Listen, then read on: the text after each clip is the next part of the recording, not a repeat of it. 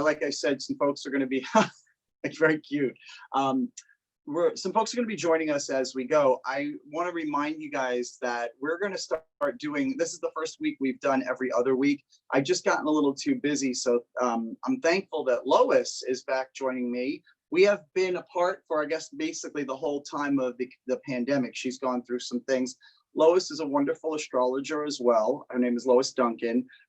We do our ANA 3-part series for health, for love and romance, and career and karmic path together. In fact, before I forget, I want to mention to you all, we're doing the Salt Suite on Sunday, Astrology and Ayurveda for Health at the Salt Suite from 2 a.m. to 5 p.m. And I think that's 2 p.m. 2 p.m. to 5 p.m. 2 p.m. to 5 p.m. Right. And I think that's going to be a bit of a unique experience because they've created a nice little package where I think we get to go inside the Salt Suite and maybe there's going to be some wine and stuff. But we are kind of waiting for Sharon to join us, who's from the Salt Suite. So I'm hoping she comes on. And Lois, why don't you tell everybody a little bit about yourself? And in the meantime, I will ask Sharon to come on board and give us a little rundown of what's happening at the Salt Suite on Sunday. All right, can you join us? So I'm Lois Duncan, and I'm a multitasker. I am a person that's kind of a jack of all trades. So I do a lot of things. I own a digital design agency and do online marketing for conscious businesses. And I have a platform called Meraki Tribe Collective, which is just about to be launched, and it's going to be huge and take off soon. I'm excited about that. But I really, I love, I'm going to admit somebody here, so excuse me for reaching forward.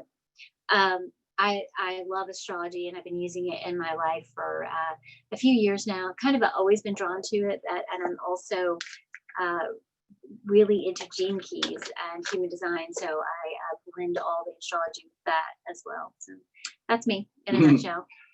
All right. So without further ado, we're going to be admitting people as we go along, but without further ado, we're going to get into a little bit of our mission statement. We are, of course, always reminded that we use astrology and Ayurveda as ways to create abundance in our lives, as ways to extract the most productivity out of everything regarding our relationships, mostly our physical health, our emotional well-being, our careers, and our karmic path.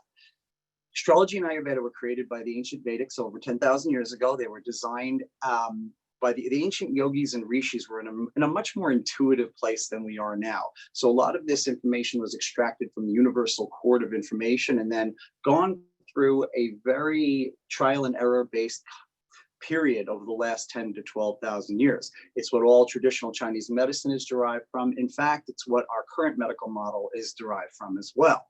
So we know that the human body, forgive me, is made up of approximately 70 to 80% fluids. Those fluids are all in the form, all our body constituents, all our chemical parts are all in solution, whether it's neurotransmitters, proteins, enzymes, all of it's in solution.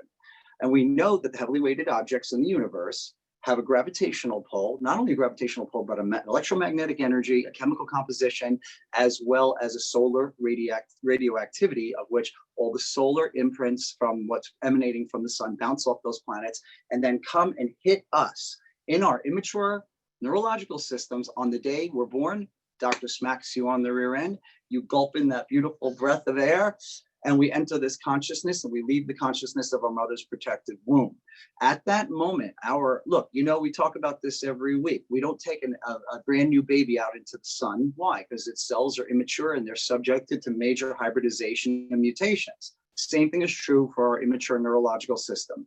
At the moment we take that first breath, all those heavily weighted, ionically charged, magnetically charged, chemically charged components in our solar system infuse and imprint themselves into our cerebral spinal fluid, imprinting those little pictures we've seen of the cerebral cortex with the little sulci. Those sulci deepen as we get older, but at the moment we're born, those sulci create everything about us.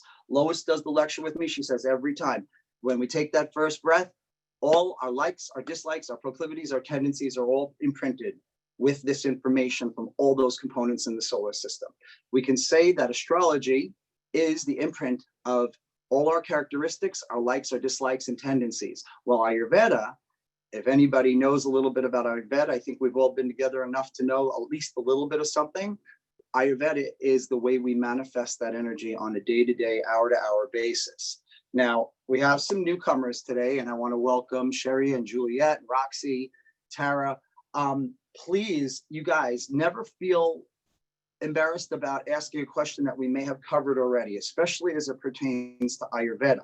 One of the missions of this Ask project is to be able to take astrology and Ayurveda that have been disconnected over the years for certain reasons, wars, history, for record keeping. They were always designed to be utilized together.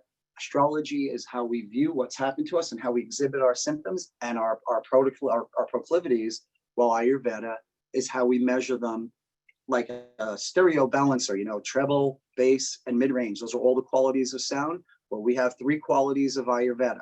That's called Pitta, Vata, and Kapha. We'll take a minute to describe what those things are, but this is going to become very important in a little while, because for those of you who may have heard a little bit of, I was on Coast to Coast with George Nuri last night until about 4 a.m.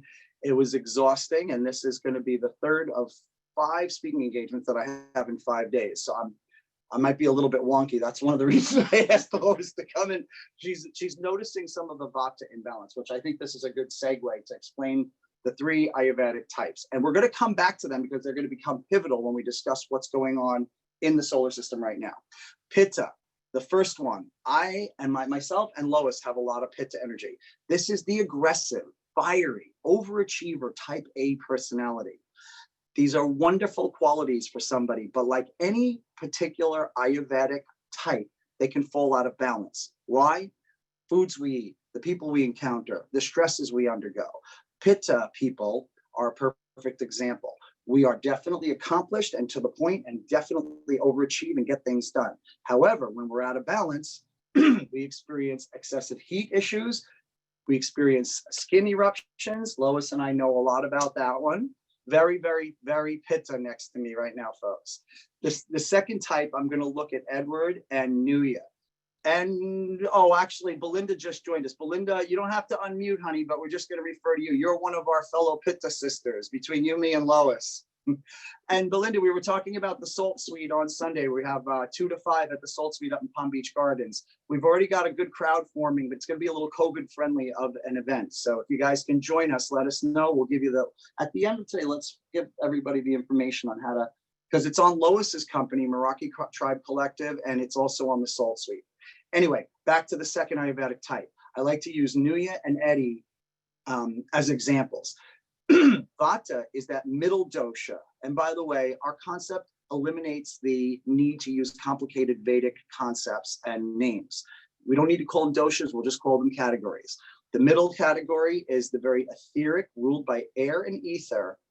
These people are creative. These people have expanded mind concepts. When we do your astrological chart, we see a lot of energies and signs like Aquarius and Gemini in very key planets like Mars, like rising sun. Okay, and then the final sign, the final category, Kapha, very relaxed, slow, methodical. I want to see if my girl Rosa is here with us today. She is the quintessential Kapha type. She's not here, but that's okay. Imagine those people who, when you speak to them, they actually let about 10 seconds go by before they even respond. I love these people. We all have Kapha in us, and right now it's going to become more and more essential to draw on more of it. So with that, having said that, let's go ahead and talk about what's going on astrologically. I think we're all a little bit on edge right now because there's a lot of squares and retrogrades going on. We're going to name them all, but guys, I'm going to ask you as a big favor to yourselves, don't try to learn every one of these. That's what I'm for. That's what Lois is for. You guys have your own jobs to do, but I'm going to throw out a bunch of configurations that are going on. Let it go in one ear and out the other and understand the big picture of what it means. Okay. So this week is another busy and active sky, maybe more so than usual. The first is the reason why is the first thing I want to discuss is that there is a massive square going on between Jupiter and Mars. We know usually that squares can be very challenging for us, but this one is a little bit more interesting. I'll tell you why. The reason it's more positive is because Mars, we know Mars is like that rebellious kid who doesn't want to listen to anybody. Mars is our activation. Mars is our power to do all this stuff, okay? But Mars doesn't like to listen to anybody. Mars is the warrior, the quintessential warrior. and especially when it's in the sign of Aries. And Aries rules Mars, so the two of them get like an exponentially large version of themselves. And at the same time, Mars is also retrograding. So can it get any worse? You know, which we've said, retrogrades, we know, exist as ways for us to go back and review our old actions. That's what's key to a retrograde. Okay, interestingly enough, when Mars dances in a square with Jupiter, it actually listens to Jupiter's requests to review our old actions. Remember, we know Mercury is retrograde right now. Mercury is intellect. Okay, that when that goes retrograde, we review our old intellectual decisions. But right now we're talking about Mars. Mars is our action war planet. It's asking us to go back and look back at our old warlike reactivity. Okay. Now, the reason why when you get into a square, now usually squares are very, very uncomfortable. Square is like you're driving 80 miles an hour down the road and all of a sudden we're asked to make a right turn. Everything in the car goes flying, your coffee goes all over you, the dog goes out the window. Not good.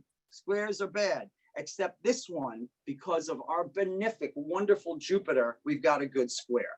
And I'll tell you why. Jupiter brings abundance to us. And when it squares Mars, this is what happens, and it's kind of cool.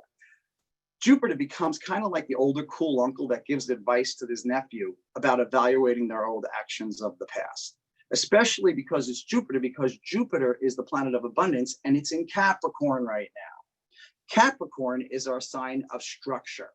It looks at our social structure, our political structure, our tax structure. Ironically, as we've been discussing over the last 6 months on these Zoom classes, Saturn and Pluto have also been in Capricorn. That is the reason why we've had the pandemic. By the way, for those of you who haven't heard this statement, I'm going to say 2 bold statements, and I want you to please take them to heart. Everything that's happened regarding the pandemic has exactly followed the predictions astrologically and by the Vedics in India. And if you want to know when it's all going to kind of come to an end, well, some of us are going to move a little bit close, a little bit faster. Last night on the George Noory show, we were talking about moving our consciousness from me to we. We're going to talk a little bit about that. We can ameliorate a lot of those conflicting challenges by making our specific challenges a little bit earlier. Sherry, Roxy, Juliet, Tara, I have not done your charts. Almost everybody else we've done readings for. The way we do this is we look at our own individual Saturn placements, because Saturn is what's causing all this problem. We have a configuration of Saturn and Pluto in the same wedge that we have not seen in 600 years. The last time this happened, everything in our history changed. Martin Luther put the Reformation on the Catholic Church's front door and said, no more killing Christians and no more killing anybody who's not Catholic. After that, we entered the age of discovery and artistic expression. Guess what we're poised for, kids? Same thing. Okay. So moving right along, I'm going to throw a bunch more astrological things at you, and then we're going to somehow cleverly put this all together and figure out what the heck to do about this. Second thing is, this week we are facing a Mercury retrograde. Sounds cool, right? Everybody knows during Mercury retrograde, we have to do certain things and not expect a lot of results because there's a lot of friction in the world. But right now it's even worse because it is opposing. Now, I'm using terms just to teach you guys a little bit of astrology. Opposing means directly at 12 and 6 o'clock. You understand? And it's opposing Uranus, which is also retrograding. Good Lord, what does this mean? Remember, in astrology, oppositions can be challenging or they can be wonderfully productive. I'll give you an example. In martial arts, when somebody throws a punch at you, you meet it head on. You break all the bones in your hand. But if you just use a subtle force to move it away from you, you knock your opponent off balance and you become the victor, okay? I want you to think about this as we're talking about the opposition happening between Mercury and Uranus, okay? We know that when Mercury goes retrograde, besides our considerations of electronics not working as well as they should and not making any long-term decisions with any kind of contracts, we're also asked to review our old processes. I just asked you to review Mars in retrograde, which is your old actions. Well, we're in Mercury retrograde, which asks us to review our old decisions related to our intellect because Mercury controls intellect. I'm going to take a breath and allow you all to catch up. Some of you guys might want to write some of this down and ask questions later because we'll be happy to go over it. It's a lot, but I promise you, we're going to go over a simple way to remember it all, okay? So we know that when Mercury goes retrograde that we have to go and review old things from our past, and we don't make too many decisions. But when it opposes, remember, I just explained an opposition is 12 and 6 o'clock. When it opposes a planet like Uranus, which is a planet of sudden disruptive changes, guess what happens? Well, maybe many of you might not know, so I'm going to tell you. Can easily find ourselves in situations where we suddenly being the operative word here, have to go revisit old decisions that we've made in the past, especially regarding our foundation and our structure. Well, why does it have to be about our structure? Because Uranus, the planet of sudden changes, is in the sign of Taurus. Guess what Taurus is asking for? Taurus is the bull. Taurus is asking that we enmesh our hooves into the ground and stay stable. And you got this sign in Uranus until 2026. But right now, it's going to stay there and have minimal effects. But when it gets oppositional to Mercury retrograde, the effects are bigger. Now, remember we said before in Ayurveda, that middle dosha, Vata, Vata is creative, Vata is expansive of mind. Vata people are like the quintessential girl waiting for a yoga class outside of the yoga studio. She's got her baggy pants on. She's as bone thin. She's eaten nothing but quinoa for the last 10 years. And she's floating in the ethers, thinking about the beautiful creative joy in the universe. We love this. But when that person is out of balance, that is what we're all experiencing a little bit right now. All right. So there's another important astrological configuration. And please, guys, when we're done with this, ask any questions you need repeated, because I know it's a lot. As we approach the end of the month, around October 31st, we're going to be having not only Mercury in retrograde and not only facing Uranus in retrograde in Taurus, but we're going to have a full moon while all this is going on in Taurus. This is like the square perfect storm from hell. This will be the second full moon of October. But that's not the major consideration. Your major consideration is that you'll be experiencing this with that Uranus, the planet of sudden changes, okay? So this planet of sudden changes, as we said, causes sudden disruptions. When Uranus is in the same space as a full moon in Taurus, we're likely to see extreme upheaval in almost all areas of our life, where we're searching for security. Because we know Taurus is looking for security and foundation, but Taurus is at the heart of this Uranus thing, which is squaring all this other stuff. I told you I'm going to make it easy. Just think Uranus, the planet of sudden changes, and now it's squaring, opposing, retrograding with all these other things that are looking for your emotions, like your moon, and your mind, like Mercury. Now, these two, when they align themselves, you can expect extreme volatility. Uranus and the full moon in that's happening on the 31st in Taurus, okay? Not in Taurus. The full moon is going to be, yes, the full moon is going to be in Taurus. And Uranus is going to be in Taurus. And they're going to be opposing one another. When these two, those two, the moon and Uranus, are not opposing each other, they're in the same conjuncted section of 30 degrees. So they're like next to each other, which is even more concerning. When we see these two align themselves together, we can expect extreme volatility, sudden interruptions and eruptions in our political and social system, which is ironic because right now we're approaching this and we have the election in a few days. So watch out.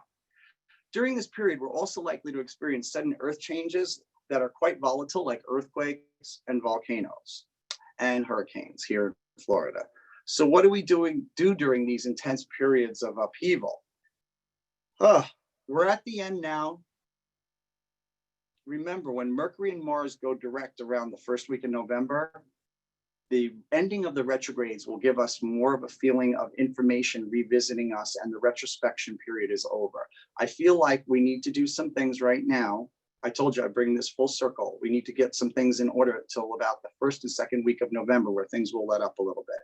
When Mars goes direct, just after Mercury going direct, the second week of November, much of the frustration and aggression that we felt and discussed here on this conference week after week will alleviate.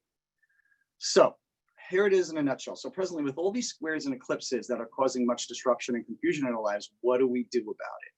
On an Ayurvedic level, we know that excessive confusion brings up imbalances in Vata. The key here is to find grounding by doing certain things. Vata is disrupted and is like When Vata is not in its zone of creativity and etheric meditative yoga and that type of mentality, we can visualize one foot in cement and you're turning yourself round and round going crazy. I'm experiencing a little bit of this because I have a lot of Vata energy. Your creative also have a lot of Vata energy. Thank God we're mostly Pitta, so we can mitigate some of that. But what do we do as a whole? Well, the key here is to find grounding. I personally love during periods of Vata imbalance, putting my hands in the earth and feeling the earth. I like doing yoga on the earth, not on the second floor, which is, my apartment's on the 14th floor, not up in the air, because you're already experiencing Vata imbalance, which is controlling air and ether around your energies. So we do yoga out on the beach, out on the ground. We feel the earth beneath our toes and in our hands. We also do exercises to keep us grounded. Like we do writing down the things that need to be done, crossing them off, and then moving to the next one and not multitasking. Multitasking causes more imbalance of this Vata energy. One of the things that's very easy to do is to do breathing exercises that get us present, which I love and is easy. So one of the things we thought we would do, if it's okay with you guys, is we have Mr. Edward Miller in the office next to us. We share the space here. And Eddie, hello, buddy, has agreed to do a little bit of a breathing exercise with us just to get us grounded, because I guess you can see I'm a little bit vatted out. I haven't even had coffee, but there's a million things going on. So I've been looking forward to Eddie doing this breathing exercise. How are you today, Eddie? So you need to unmute him. So he need to unmute himself. Eddie, you have to unmute. You have to unmute yourself, babe. Okay. I said I'm doing very well. My challenge is the same challenge that everybody's feeling right now, is that there appears to be a lot of emotional energy going on right now. And I need to be grounded in myself in order to be able to be productive and feel connected and feel more open. When we are in this intense emotional energy, and we're all feeling it, and it's for different things. I mean, that's what I'm looking forward to hearing from some of the people who are on this call as to what they're feeling right now. You know, because what you're feeling is the truth. Everything else is a story. But if you can really be aware of what you're feeling, it allows you to be able to move it. But when you're all in your head with a story about wrong or not enough or some inadequacy, you're not being present. So I want to take a moment and ask Sherry and Belinda and Naya and Adam, who I can see now, about what are they feeling right now. Now, feelings range from overwhelmed, I feel angry, I feel anxious. I mean, there's all kinds of feelings. And what you feel and being able to communicate and speak your word of what you feel is so powerful, because it gets us out of the mind game and into the feeling game, which is the truth. So I just want to take a moment before we start. We're going to do the meditation now, or we're going to do it later? No, Eddie, I like your idea. I want to hear from some people first. Let's get all the Vata difficulty out onto the table, and then you can clear it all out with your meditation right after that. I don't know who else is available, but they should come up on the screen. But I want to start with Adam, my friend Adam. Oh, hi, Juliet and Adam.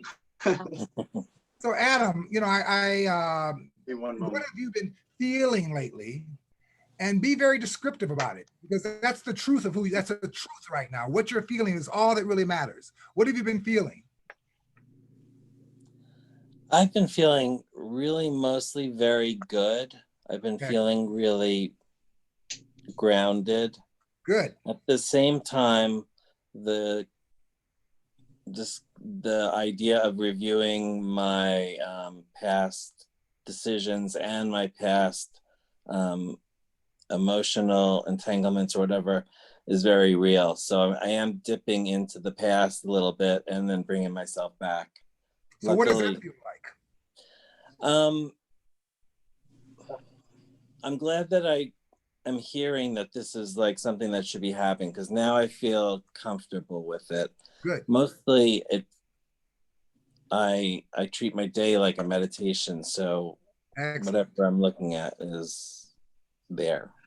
Hey Eddie, Adam, thank you for sharing that. Can we maybe hear from some folks that are just joining us now, like maybe either Juliet or Terry? Juliet, you had something to share with us, Juliet? Sherry. I'm kind of I have been looking at my past too, and trying not to regret anything, because a long time ago, I'm artistic, and I love to travel, and I like to do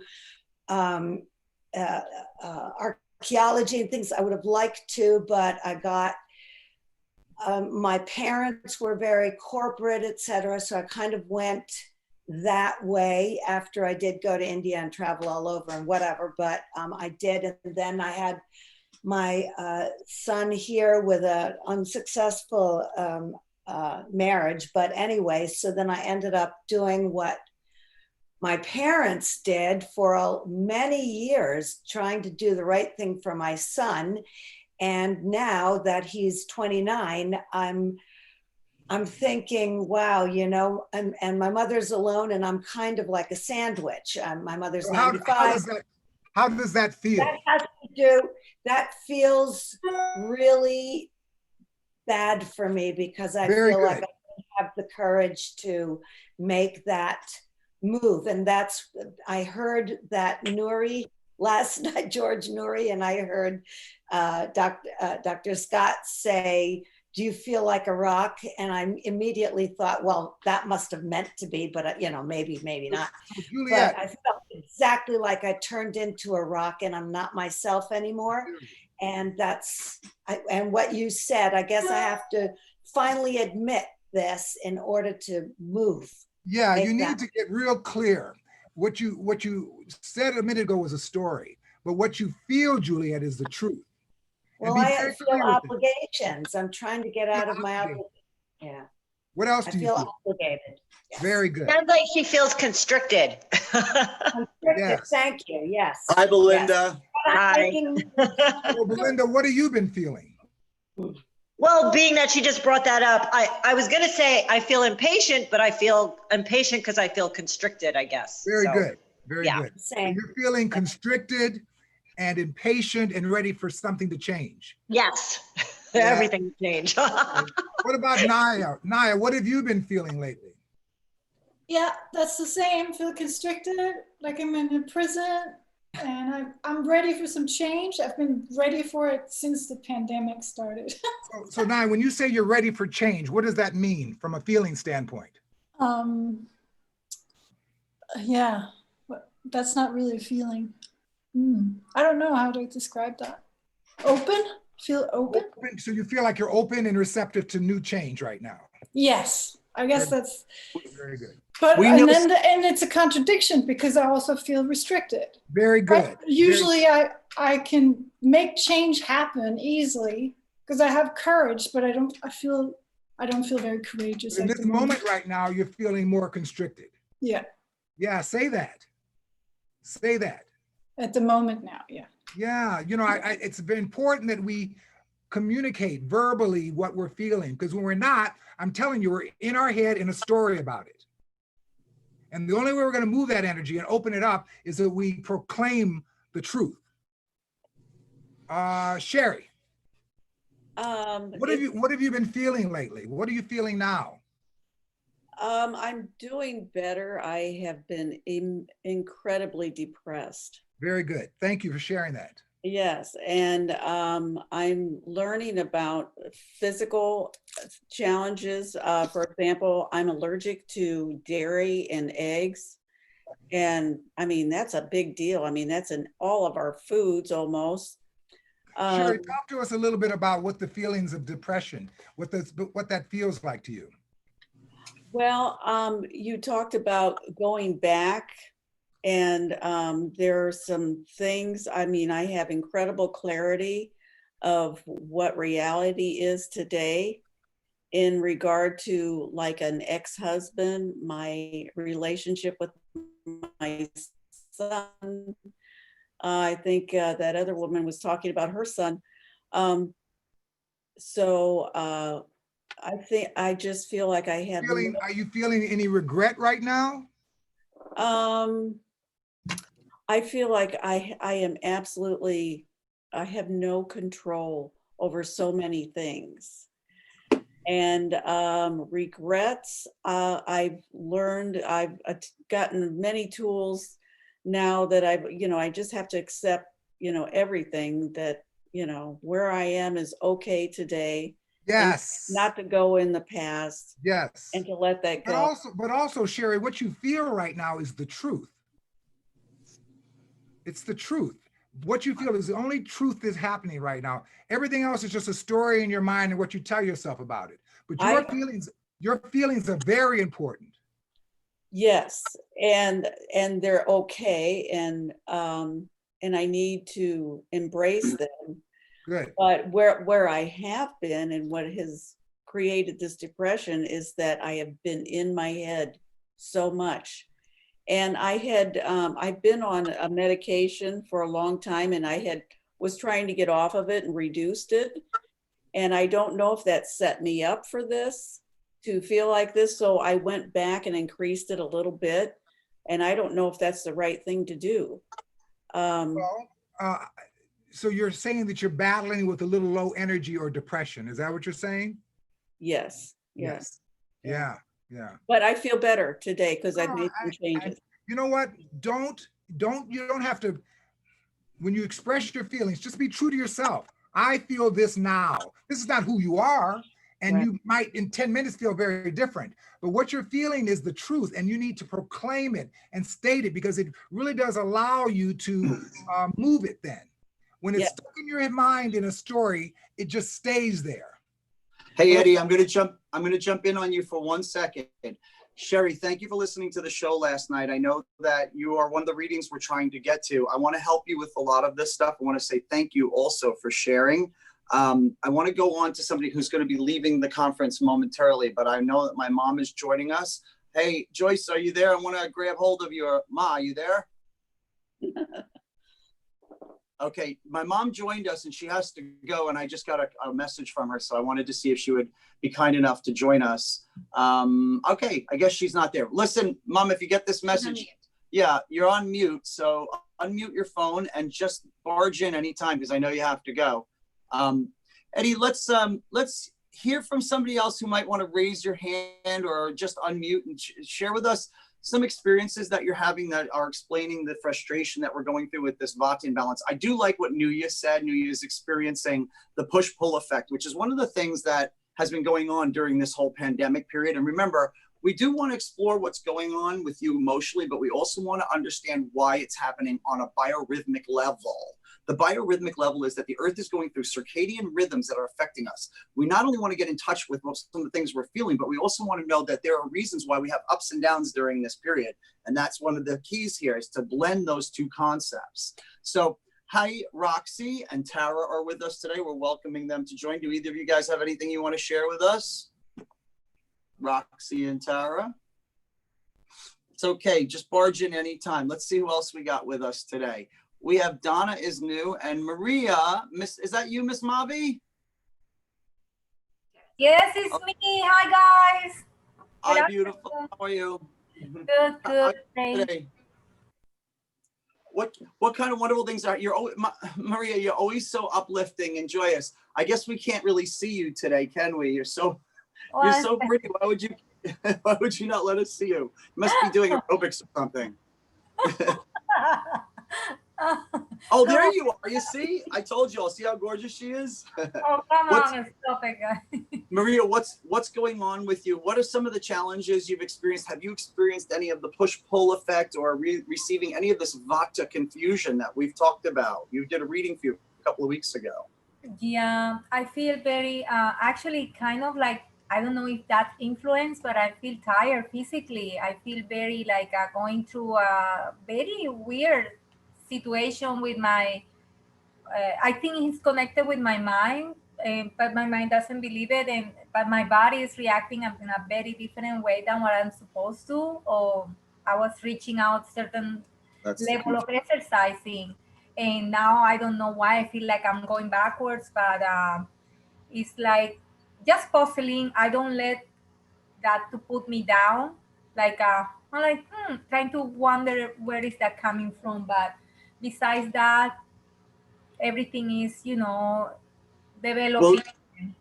Maria, this is the Vata confusion that we're talking about right now. It's causing the confusion, the push-pull thing. That's why we're going to have Eddie do a little meditation with us in a couple of minutes. I really love hearing your voice. I think Lois is pointing to Tara. So we're going to come back to you in a little bit. Okay. Let's hear. Tara, are you there, hon? Oh, yes, I am. My first time doing this on Zoom with the audio. Cool. Can Do you you- think you could? Yeah, we can hear you fine. Do you feel like sharing your beautiful video with us or no? Oh, I don't have it set up right. I have to Okay. figure Well, out how to it's do all right. that. We can, I will next time. I'll have okay, it. no worries. But I did want to say that since COVID, it's been a batch of mixed emotions, but I am finding more joy than I ever have ever. And for being depressed pretty much most of my life, this is kind of a new thing for me, and I'm really enjoying being at home by myself and being out in nature in the backyard and finding joy with my chickens and my birds, and it brings me a level of happiness I didn't really know existed. Wait a minute, Tara. You have chickens and farm animals. Where are you located, hon? I'm in Sacramento. We can't have roosters, but we can have 3 chickens. Tara, did you hear the Coast to Coast show with George Norrie last night? Yes, I did. Oh, great. That's how we get a lot of Californians calling because of the delayed the late hour. Uh-huh. Tara, before we switch to somebody else, we appreciate anyone who can bring us joy during this very tumultuous time, because we're going to sign off a little bit later and talk about what it means to really move our consciousness from the me consciousness to the we consciousness. And one of the things that we do here is have a great appreciation for one another, sharing our very personal stories. This means that we are appreciating, creating abundance, and moving into that higher vibration with not only ourselves, but with each other, and then for the global community. So I want to say thank you for sharing that with us. I do want to give my mom one more chance before she has to go. Joycey, are you there? Where'd Mama go? I guess she's not. She ran off on us again. She's signing in and off. Okay, moving right along. Eddie, do you have somebody else you want to ask to chime in with us? No, I'm just want to make a statement again that I think is very important, is that we need to pay attention to our feelings, our emotions. Yeah. It's very, very important. And it's actually the truth. And everything that we're dealing with, we often feel as if when we have emotional energy, there's something wrong. There's nothing wrong. Emotional energy is just an expression, but we've got to identify. We've got to say, I'm feeling anxious. I'm feeling overwhelmed. I'm feeling angry. You've got to pronounce that, because it gives you the freedom to allow it to express. And 100%. Well, the best way to actually get this out of our system where it's causing inflammation is to regurgitate it, to clear out the closet. So those feelings and those things that we're not willing to face don't continue to reside in the deep recesses of our body, causing hypertension and inflammation of Often ourselves. we feel shame and guilt for what we feel. And I'm saying that what we feel is the truth. And don't get caught up in the shame and guilt for what you feel, because that's just another story. That's just another story. Right. Eddie, hang on one second, man. I'm going to see if Mom can join us. Joycey, are you there?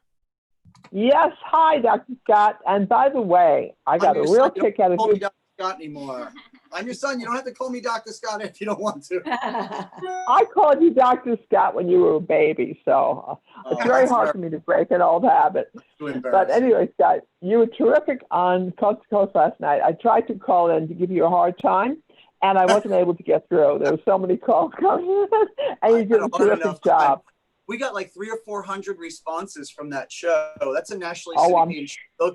Guys, if you want to see it or hear it, actually, George Norrie is actually really impressive. He's the guy that helps produce Ancient Aliens. He's the guy with the dark mustache. He's a big Casey follower. We were talking about my history at the Edgar Casey Foundation, where I worked with Nuya for a better part of 25 years. And we're talking about miraculous healing events that took place.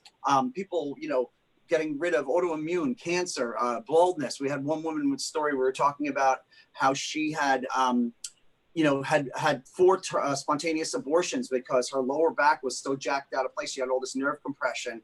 And then her name was Jennifer Palazzo. I'll never forget her. Jennifer was 40 years old. She read the readings from the Casey Foundation. Mom, I told this story last night. I think George got a big kick out of it. Yes, I heard it. It was very good. Just for those of you who, in reiteration, Jennifer comes in, 4 spontaneous abortions, can't hold the baby to term, 40 years old. She is from my friend's Lucille Roberts class, who I worked on, this girl, Georgiana. Georgiana used to work for my mom. I think you remember her, Mom. And yes, Georgiana. Mm-hmm. Yeah, so Jennifer comes in, her back is twisted. She had a car accident. She's not holding her babies. The fetus can't stay implanted in the endometrial lining. So we start doing some adjustments. We follow the Casey readings. We do castor oil packs, ultraviolet ray machine. She gets pregnant and holds the baby to term. Now, this is back, I think, maybe in 1998. And she then went on. I didn't see her after that, but she always sent me a Christmas card every year with her and her 4 children in front of the Christmas tree saying, Dr. Scott, I send you a Christmas card every year and I tell everybody my chiropractor got me pregnant. That was hilarious. Oh, by the way, I have to say, Scott, while you were on the air with George, he emailed me twice and he said you were doing a fantastic job. Can you believe he emailed me while he was interviewing you? So Mom, he really likes you. What's going on with you, Mom? How are you handling? You have a lot of Aquarius, Aries, Libra, and Gemini energy in your chart. Those are all the Vata energies we're talking about. How are you? I mean, you're like an alien like I am in a way that you kind of transcend a lot of stuff. But have you been experiencing any of the confusing push-pull thing we're talking about right now? Well, a perfect example is last week, I was all ready to do our Blog Talk radio show, which we do 3 o'clock New York time on Wednesday. You and I do it together. We have a wonderful time. We take calls, we're live, blah, blah. Well, at the stroke of 3 o'clock, T-Mobile decides they're going to take down the power completely in my area. So I was not able to log on to the show. So Dr. Keller had to do it all by himself while he was driving. And I don't know, I don't think you've had that experience before. You have no idea what happened. You have no idea what happened. I was racing 90 miles an hour late to a meeting at Club Med because they're hiring me and Lois to do our Love and Romance, Astrology and Ayurveda. Yay! That's terrific. There's one in Port St. Lucie, which I just learned about. So I'm going to this thing and I said, okay, Mom, this week I've got to do the radio show from the car because I'm going to be running. Well, sure enough, Adam, you know this, Mercury retrograde, all our electronic devices seem to go kablooey during retrograde. So Mom can't get on. I'm racing. I got a coffee in one hand. I'm holding the steering wheel with the other. I got this gigantic wheels trying to get to the and all of a sudden Mom says, you have to do the show. I said, do the show? Are you crazy? I'm not doing any show. I can barely keep the car on the road. I engage the show, and all of a sudden, I'm live as the host, going abba bubba bubba. Anyway, that's Mercury. That's Mercury retrograde. I made it work somehow. Please, none of you go back and listen to the show this week. So, I heard from everybody that you were very, very good. I wasn't able to hear the show, although Blog Talk Radio does repeat it for 24/7, so you can hear it. But I haven't had the chance to go on. But I'm sure you were terrific. And driving and holding coffee, and don't drive 90 miles an hour. I was late. I'm sorry, Mom. Don't embarrass me in front of all my friends, Mom. I know. So I want to hear a little bit from you guys. Like, this is an interesting little segue, and we're going to come back to Eddie to do some of the Pono meditation in a minute. But Mercury retrograde, which causes these things to happen to us, is also creating Vata imbalance. I mean, you more than anything have a history of Mercury retrograde interferences. I've heard a lot of them. Can you share with any of that with us that you've experienced? Well, I mean, I'm in technology. Oh, well, Lois is in technology.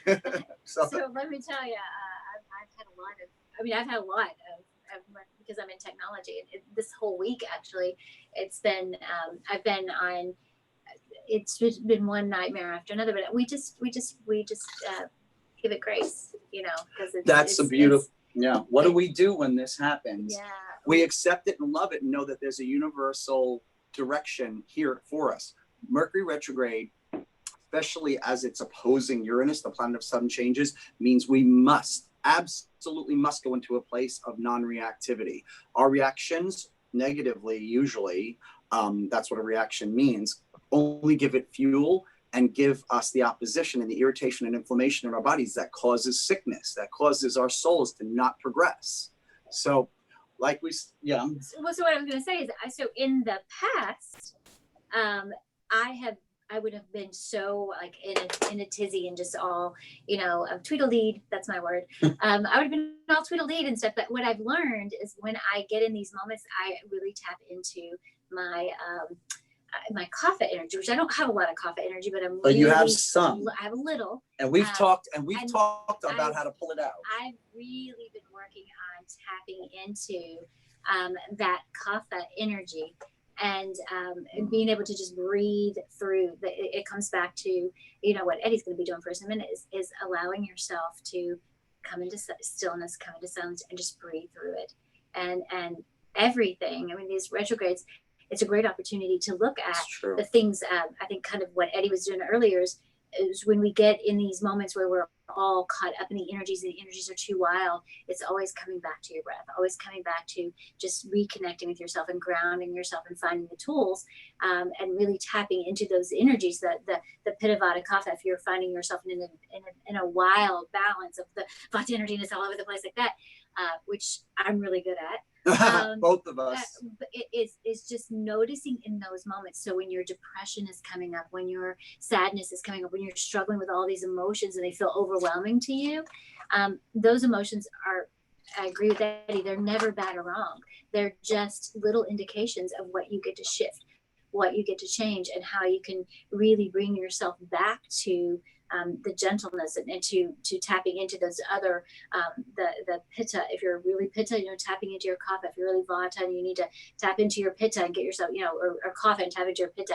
It's really learning how to take these energies, which everybody's feeling. And right now, the biggest thing I feel is the collective angst is so thick. It's the collective angst is so thick that a lot of these energies feeling may not even be yours. If you're an empath or you're sensitive and you're picking up other people's energies and you're taking that on, that adds to the collective. And so if you're surrounded by a bunch of Vata people, I currently live in a household with a very Vata person who is in just in a tizzy right now, and she's taking it on everybody around her. And so I'm really trying to, instead of allowing myself to be drawn into her chaos, allow myself to just look at her with compassion and really try to help her remember to ground and breathe. And so that's the grace that you get to give yourselves as well, is to be able to ground and breathe in these moments and get all the energy is amazing sometimes, and it's really good and it can get you going.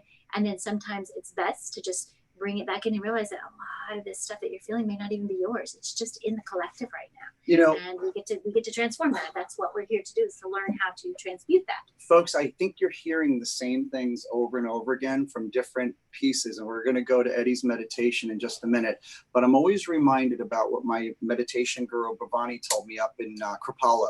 She said that, when you get into meditation and you feel all the angst and all the worries and all the things you have to do of the day, our natural reaction is to say, geez, rats, darn it, there's all this irritation interfering with my meditation. But this is exactly what Eddie and Lois are talking about. We don't do that because that produces more irritation, more of the fist in the bowl of glass grinding itself, causing hybridization and inflammation in our souls and in our spirits and in our bodies. What we do is we welcome those things. We say, intrusive thoughts, welcome. Combative thoughts, welcome. You've become mine and I'm disempowering you by acknowledgement, and now I'm letting you go. And what we do on the tail end of letting them go is we go into our breathing space of meditation, which is where we want to bring Eddie on. Eddie, I know you have something wonderful prepared for us. It's about 5 after the hour. We do like an 8-minute meditation with everybody. Is that okay with y'all if we do just like some breathing exercises, some Pono meditation? It would really mean a lot to everybody. Yay! It's an excited person. Yay. This is good. This is bring that energy down and learn Yay! Okay. All right, hold on. Let me get my music together. That sounds good, Eddie. No, it doesn't. Hasn't started yet. No, we hear it. Yeah, the meditation music is rolling, bud. Nope, not yet. You got to hear it on our end. It sounds wonderful, right, Lois? Yeah, sounds good. Sounds good, Eddie.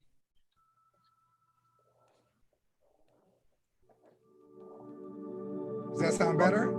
That's much better. All right. Well, I want to talk just for about a minute about what I'm going to take you guys through. You know, I teach a practice called the Ho'oponopono. It's a forgiveness practice, but it's a non-dual practice, and it relates to your relationship with yourself. It's all about yourself. It's a mantra that I'm going to go over with you. The mantra is I love you, I'm sorry, please forgive me, and thank you. That's the mantra. But the mantra is not spoken to anything in the world. The mantra is the relationship you have with yourself now. So I want to take a few minutes. I'm going to take a few minutes. Can you hear me? Can everybody hear me? Sorry. Yeah, the music's a little loud, Eddie. Can you mute everybody? Because somebody's phone is going off. I'm sorry, that was me. No worries. So Eddie, you'll need to unmute yourself. Eddie, can you unmute yourself now? Everybody else is muted. Eddie, can you? There you go. Perfect. Thank you. Did you hear me before? This sounds the best right here. All right, very good. As I said before, I talked about the Ho'oponopono. I talked about it's the relationship you have with yourself. The mantra is a relationship with yourself. And the mantra again is, I'm sorry, I love you, please forgive me and thank you. That relationship is not with anything in the world, no objects in the world. The relationship is with yourself. So what I'm going to do is I'm going to take you guys through just a breathing exercise for a few breaths, just to get ourselves grounded. And then I'm going to take you into a meditation. And what you can do, if you're comfortable, is you can repeat the mantra with me as we go deep into meditation. It's a short meditation, but I think it's going to give you some tools to help to ground you in your heart. And that's what we're doing today. So the meditation we're going to go through right now is a breath of 0, 1, 2, 3, 4. That's 0, starting at 0, 1, 2, 3, 4. That's the inhale. At 4, we hold for a second. And on the exhale, it's 4, 3, 2, 1, 0. And that's the exhale at the 0. And we're going to take these slow, deliberate breaths. Again, that's inhaling 0, 1, 2, 3, 4. Hold for a moment. And exhaling 4, 3, 2, 1, 0. Expel, exhale, let it all out. And feel yourself in that 0, grounded as 0. Because that's what the Ho'oponopono mantra is all about. It's clearing and cleaning to 0. So we're going to be doing that for about 4 or 5 rounds. And then we're going to just go right into the meditation, the Ho'oponopono meditation. So I will do the count. And you guys allow yourself to hold it 4 and exhale to 0. All right, so let's go now. Allow yourself to feel grounded, to feel present. Feel your back connected to some support. Feel your legs connected to the ground. Feel a sense of your whole being is open and available.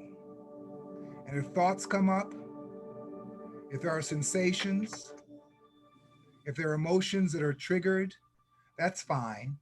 Because what we're going to do is we're going to return back and continue to the breath. So during the meditation, when we start the Ho'oponopono, you continue to do your 0, 1, 2, 3, 4 hold, 4, 3, 2, 1, 0 exhale. So let's start now. Inhale.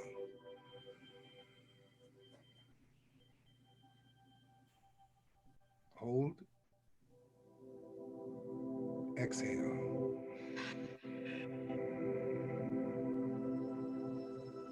Feel yourself opening up at 0, spacious, connected. Allow whatever comes up to be there, and you just be conscious of the inhaling and the exhaling.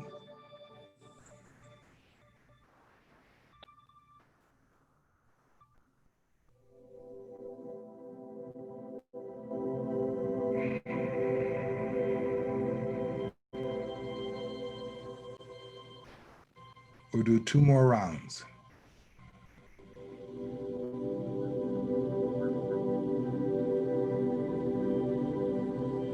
Feel the spaciousness as you exhale. Open. Open. One more.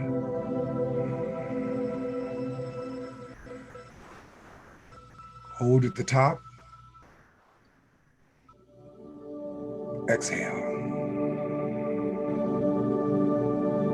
0. Open. Now continue the meditation while I do rounds of Ho'oponopono.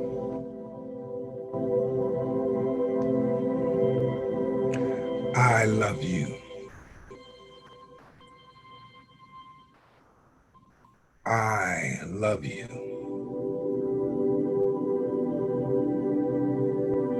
Please forgive me. Please forgive me. Thank you. Thank you. Thank you. I love you.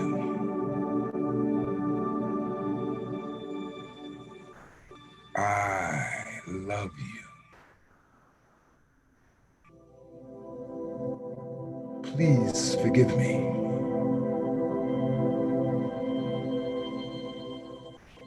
Thank you. Thank you. Thank you.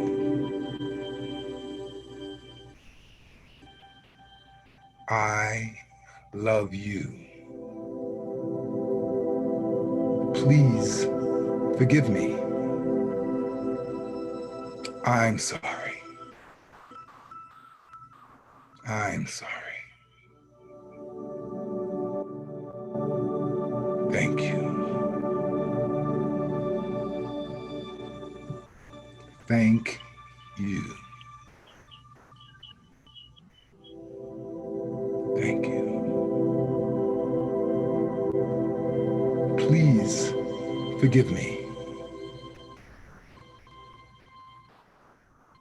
Please forgive me. I love you. I love you.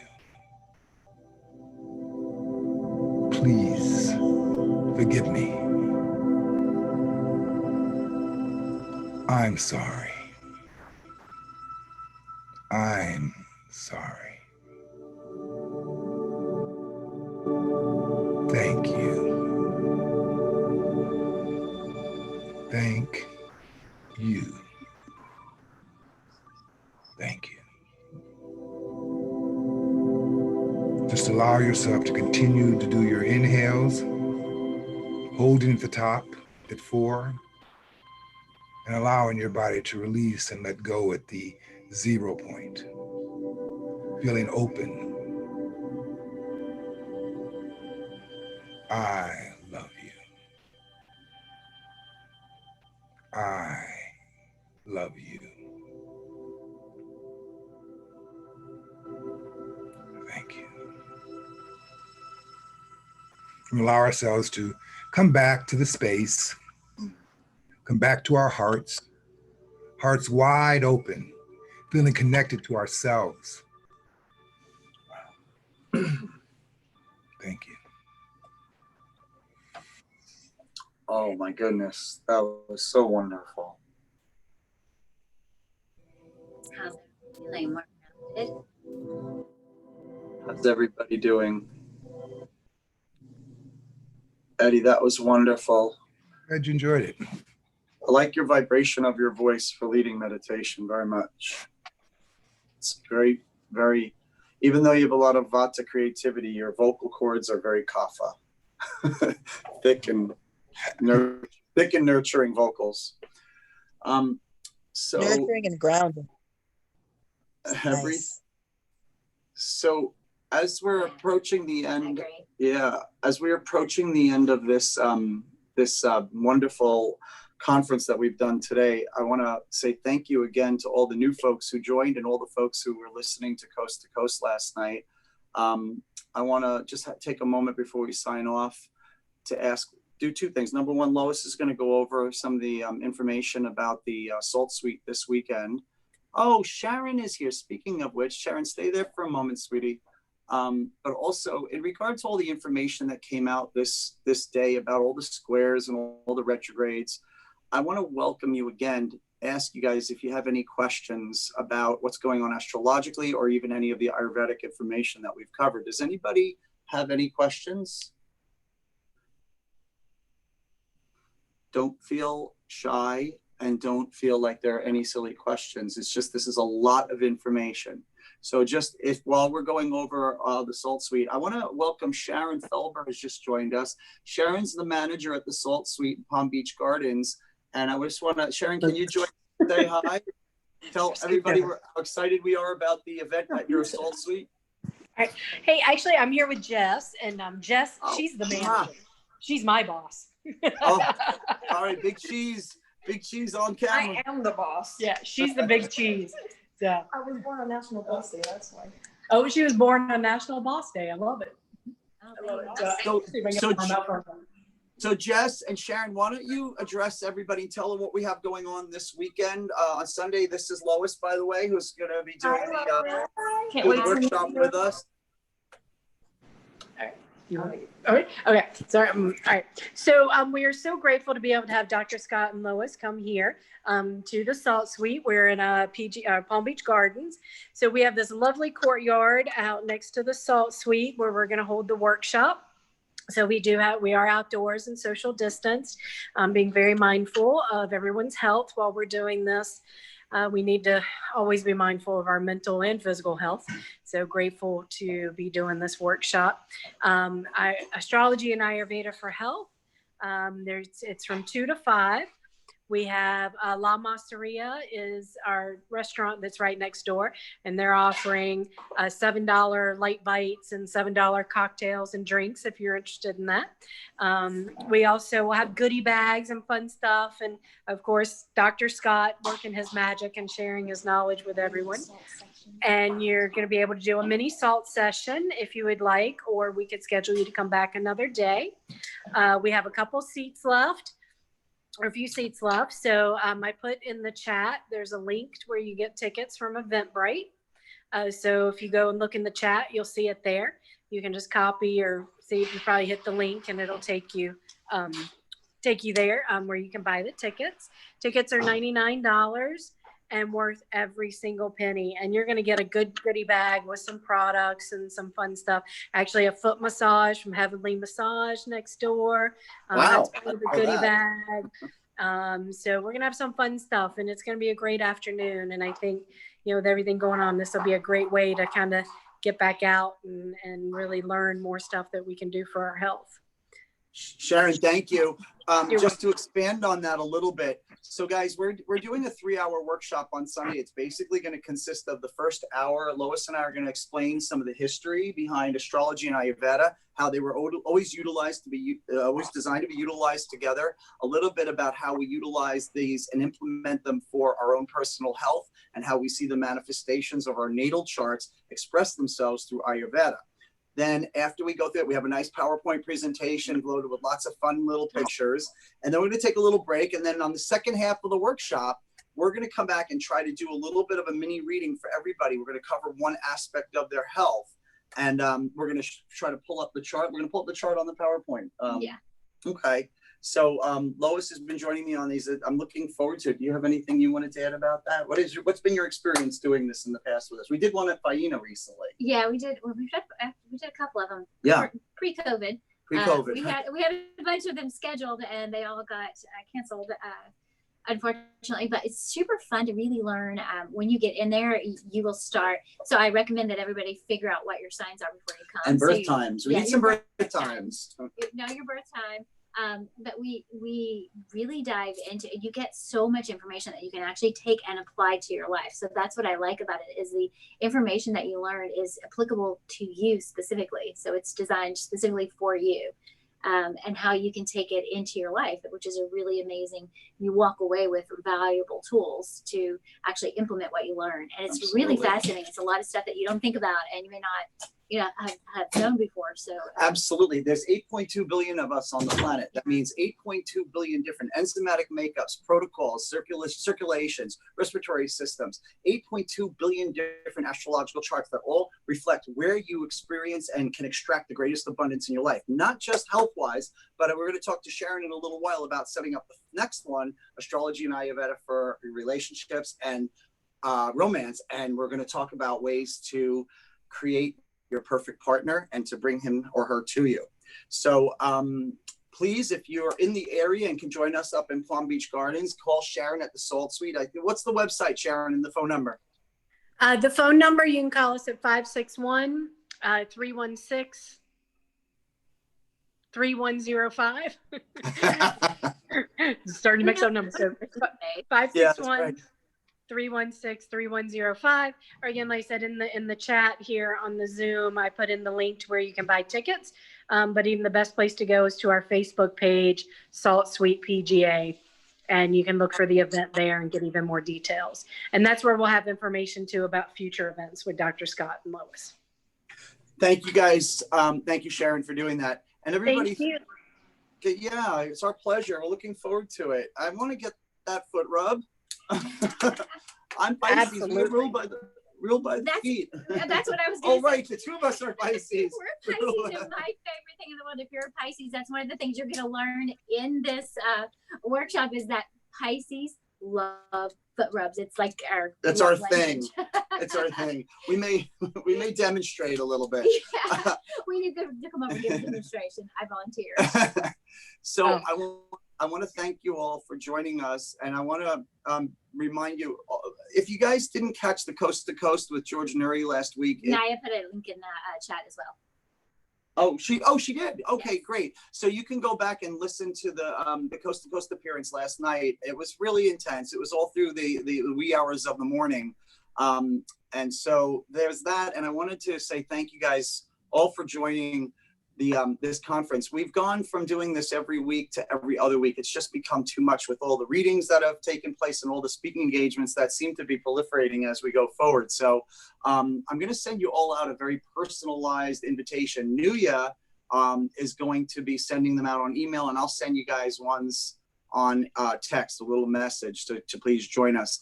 I want to thank you guys for participating and tell you how much we appreciate it. Remember, we're moving forward in this global community together. We're moving in from a third dimensional consciousness into a fifth dimensional consciousness energy, which means we're going from the me energy to the we energy.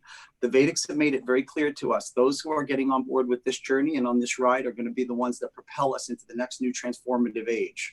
And those that are retaining and hanging on to their old concepts of my concept of whatever it is, social structuring, politics, anything, for that matter, are going to remain in a third dimensional consciousness, and they're not going to be part of the transformative energy that we so desperately want to have happen after December of this year. We've talked a lot about the confusing Vata energy that's taking place with all these squares and retrogrades. It's getting better, guys. We're going to meet again in 2 weeks. We're going to talk about it again. And please, if anybody has any questions about astrology or Ayurveda, don't feel shy. Just write them down and we'll address them here. This is the place to do it. I know there's a lot of confusing configurations going on. Don't let it overwhelm you. Just understand the big picture. Right now, the big picture is we're experiencing a little bit of confusing Vata energy. Let's all ground. In addition to Eddie's amazing Pono meditation, which I love today. Thank you, Edward. We want to get our hands into the earth. We want to have some root vegetables to bring down our out of control Vata. And we want to make lists, and we want to be around people who are gentle and precise rather than those that are confusing. Guys, in our Love and Romance lecture, we talk about understanding relationships and understanding the energy of those who are around you. When Lois and I get too pitta, we say, okay, immediately we need to do things to mitigate the excessive pitta energy. Right now, everyone's experiencing a little bit of a Vata energy, except Adam. He's the only one because he is a total guru and has already gone past this phase. But those of you who are still experiencing that confusion, hands into the earth, root vegetables, be around people who are grounded, slow, and loving. The big thing right now is we're going into the next couple of days of extreme volatility and reactivity. If you feel it's coming on, do the 3 breath technique where you say, I can react however the heck I want, but I'm going to make sure I do the 3 breaths before I react. 91% of the time, the reaction after you do the 3 breath technique changes. Okay, it's very effective. That means I can say whatever the heck I want to Lois, but before I do, 1,000, 2, 1,000, 3, 1,000, 3 times, and then I don't want to say anything but love after that. You guys are rock stars. I love you all, and I'm so appreciative. We're going to see you in 2 weeks, which I don't know what that date is, but I'll look at it really quickly. 2 weeks from today would be the 30th of the 7th, right? October, November the 6th. 6th. We'll see you guys on the 6th. And for those of you guys, Roxy, Juliet, and Tara, anyone, and Sherry, I'm going to have my assistant get back to you this week. We're setting up your times for your individual readings. One of the things I left out here is that the way to really ameliorate and lessen and dampen the effects of what's going on in this global confusion is for us to look at our own personal Saturn placements and see what our own corrections are. My Saturn's in Pisces. I'm working on escapism. Your Saturn? Taurus. Taurus, working on, you're doing a great job, working on lethargy and not wanting to engage. You detach and go into your bedroom. No one can find you. She cocoons into her little Taurus. Yeah, these are our misuses of energy. And we first start by being aware of them. We embrace them and love them because they are who we are. And then we release them like fairy dust. That's right. Okay. You guys, we're going to get back to you very shortly. And I want to say thank you again. And we will see you in 2 weeks. Mwah. Thank you so much, Scott. God bless you guys. Bye. Bless you too. Thank you all. Ciao. Bye. Bye. Ciao, Bye. ciao. Stay safe.